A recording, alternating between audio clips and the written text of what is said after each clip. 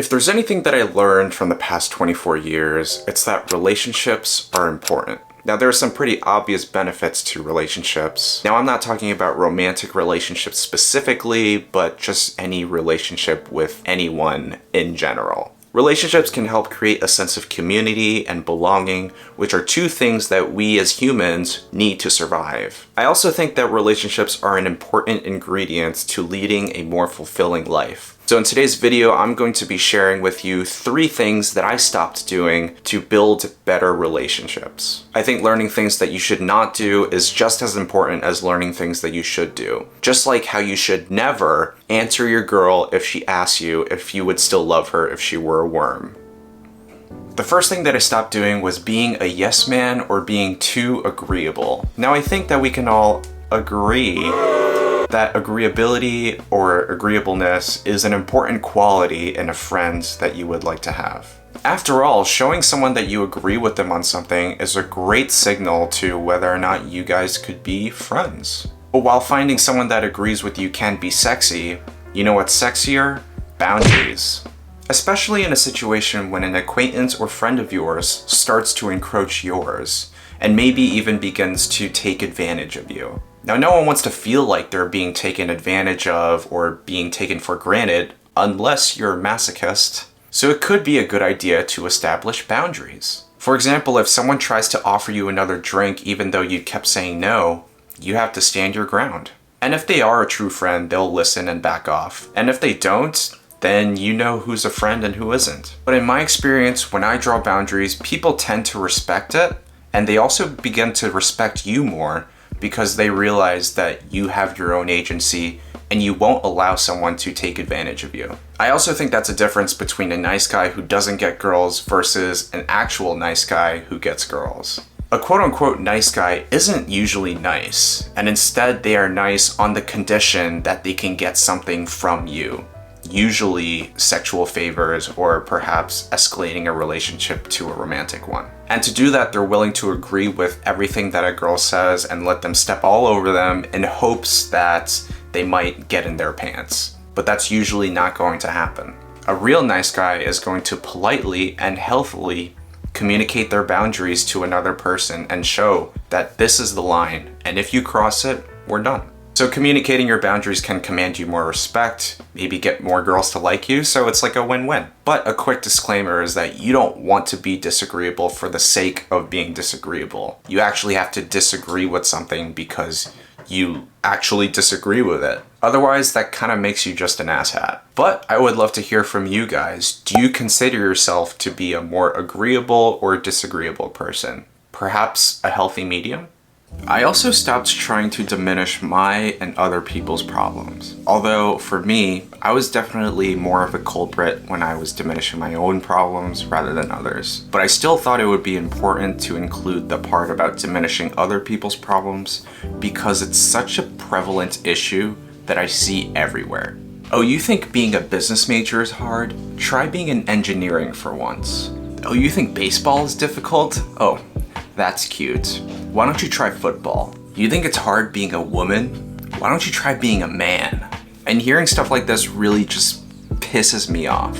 It's like when someone expresses a hardship or some sort of problem that they're going to, that people have to one-up them somehow and show that they're having a more difficult time. It's kind of like we're all in the oppression Olympics for some reason. Having a more difficult life isn't exactly the flex that you think it is. If you want to feel prouder because you're able to walk on your hands to the grocery store while I walk on my feet, you know, I'll take that L if you want.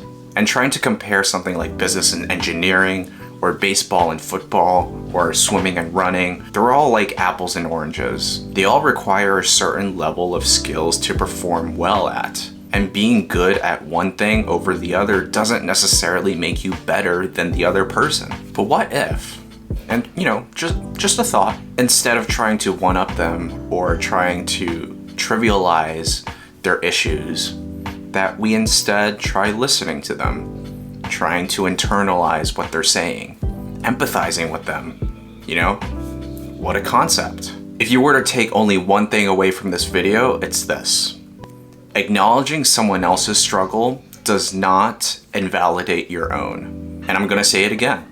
Acknowledging someone's struggle does not invalidate your own. You can recognize that both men and women face hardships in society. And it's not necessarily a competition to see who has it harder. Because what benefit would there really be besides maybe like an ego boost? Now instead, if we were to listen and empathize with someone's struggle, rather than trying to one-up them, they would feel more understood, they would feel acknowledged. That could create more productive discourse in my opinion. And once I followed that advice, I really feel like my relationships have improved a lot.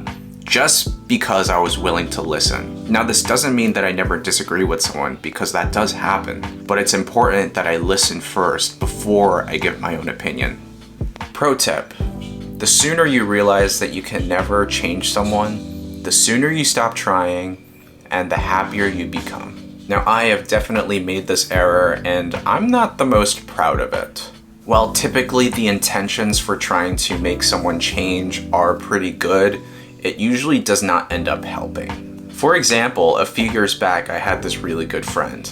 Let's name her Charlotte for the purpose of this video. Charlotte and I had some pretty similar interests, and as a result we bonded pretty well over things like food as well as music, all that good stuff.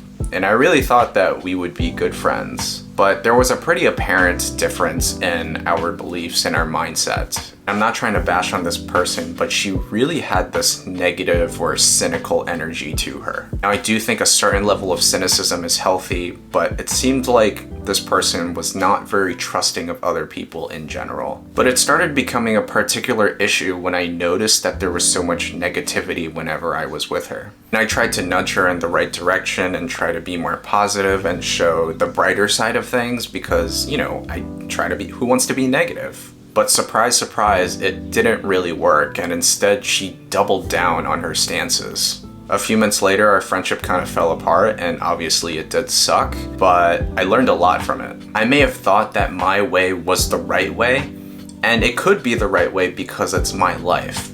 But in someone else's situation, it isn't always the right way. And then I realized, you know what? I might be judging Charlotte a bit too harshly because the reality is I don't know her situation as well as she does. We all have different starting lines and we never really know what other people are going through. And chances are, if I were in that person's exact shoes, I might turn out the same way. So this is for those out there who have a friend who may not be in the happiest relationship, or they have a job that they don't necessarily like, yet they decide not to leave it, even though you know as like an outsider that they should leave it, is that you can't force someone to change, period. For someone to change, the impetus for it has to come from within. Like think about a time when someone recommended a TV show to you and they really want you to watch it, but then you never have because you never wanted to watch it.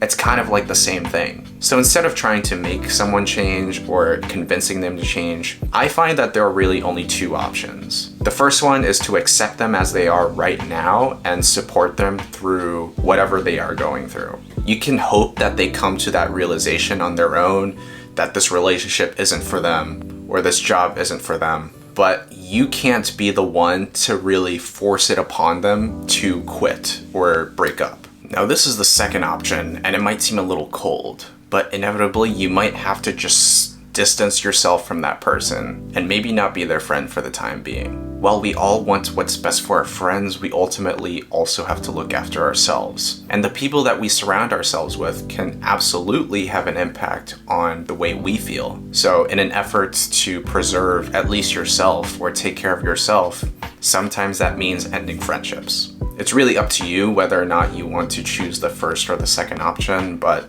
just think carefully before you do it. And if there is a third option that I haven't heard of, then I would absolutely love to hear from you guys. But those are the three things that I would recommend to stop doing if you want to build better relationships. If you have some other recommendations, I would love to hear it in the comment section below. But until next time, take it easy.